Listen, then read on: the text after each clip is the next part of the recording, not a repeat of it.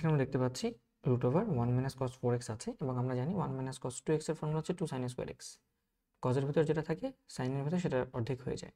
তাহলে কস 4x আছে, তাহলে আমরা যদি ফর্মুলা এখানে অ্যাপ্লাই করি তাহলে আমাদের এটা হয়ে যাবে 2 সাইন স্কোয়ার 4x এর অর্ধেক, তার মানে 2x dx। আমাদের রুট ওভার 2 বাইরে থাকবে, স্কোয়ার রুট কাটাকাটি যাবে, তাহলে থাকবে হচ্ছে ইন্টিগ্রেশন সাইন 2x dx।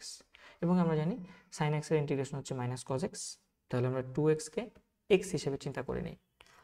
তাহলে ফর্মুলা যদি অ্যাপ্লাই করি তাহলে আমাদের এখানে থাকবে রুট ওভার বা minus root over cos 2x, যেহেতু এটা এক্স ছিল না 2x ছিল, তাহলে ভাগ দিয়ে 2x এর ডিফারেন্সিয়েশন লিখতে হয় নিচে।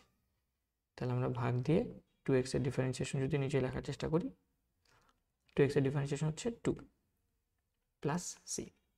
তাহলে আমরা এই 2টাকে উপরে নিয়ে যেতে পারি, বা 2কে মনে মনে চিন্তা করতে পারি 2 হচ্ছে root over 2 into root over 2 এর গুণফল, একটা রুট 2 একটা রুট 2 কাটা, থাকবে শুধু রুট 2।